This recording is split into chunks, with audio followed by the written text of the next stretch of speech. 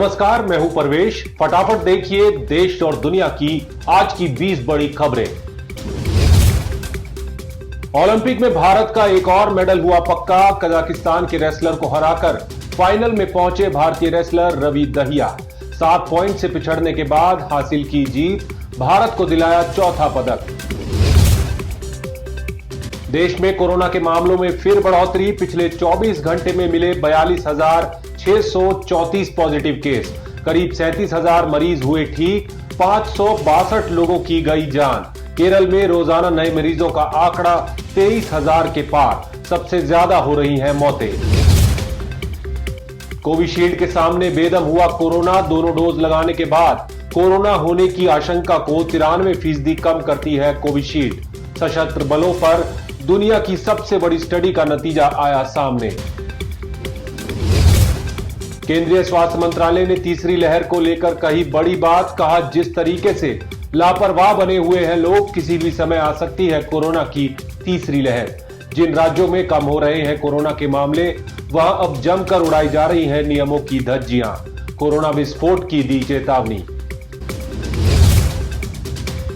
संसद के दोनों सदनों में विपक्षी दलों का हंगामा जारी। राज्यसभा में हंगामा कर रहे 6 टीएमसी सांसदों को सभापति वेंकैया नायडू ने दिन भर के लिए किया सस्पेंड। पेगासस जासूसी विवाद को लेकर चर्चा की कर रहे थे मांग। आसन के पास आकर कर रहे थे नारेबाजी।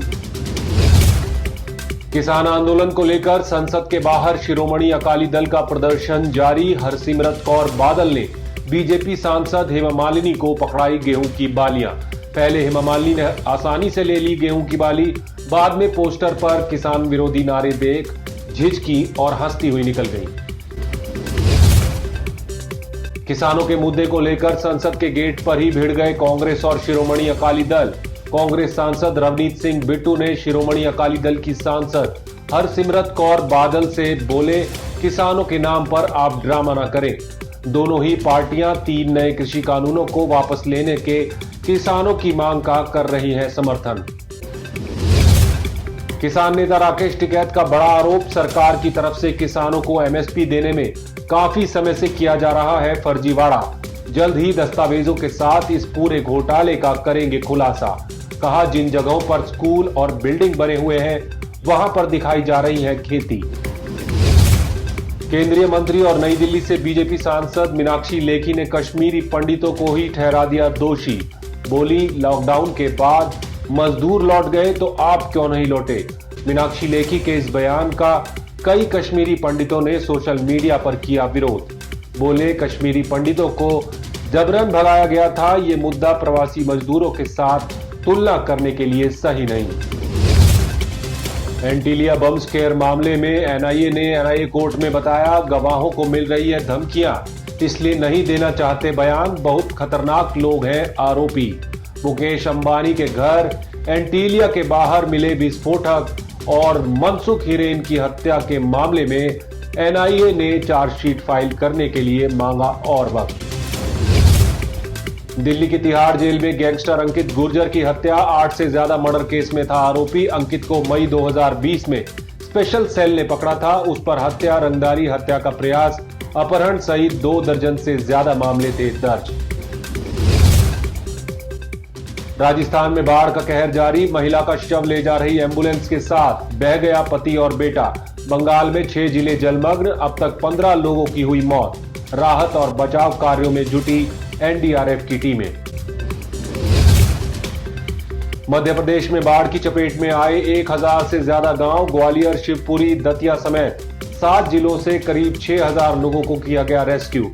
बचाव कार्य के लिए सेना को बुलाया गया। मौसम विभाग ने 25 जिलों में जारी किया हुआ है ऑरेंज अलर्ट। मध्य प्रदेश के शिवपुरी में बारिश और बाढ़ की वजह से हजारों लोग फंसे। रेस्क्यू के लिए बुलाने पड़े हेलीकॉप्टर्स। जिंदगियां बचाने में जुटे हैं सेना के जवान। हालात पर रख रहे हैं पल पल की नजर। मध्य प्रदेश के मुख्यमंत्री शिवराज सिंह चौहान ने बाढ़ प्रभावित इलाकों का किया दौरा। प्रधानमंत्री नरेंद्र मोदी को दी हालात की जानकारी। पीएम ने हर संभव मदद मुहैया कराने का दिया है आश्वासन। गंभीर आर्थिक संकट से जूझ रहा है पाकिस्तान। अब किराए पर दिया जाएगा प्रधानमंत्री आवास। ऑफिस में रहेंगे PM Imran Khan, social media पर यूजर्स ने उड़ाया मजाक। सुलह के रास्ते पर भारत चीन, गोगरा हाइट्स से सेना हटाने पर राजी हुए दोनों देश।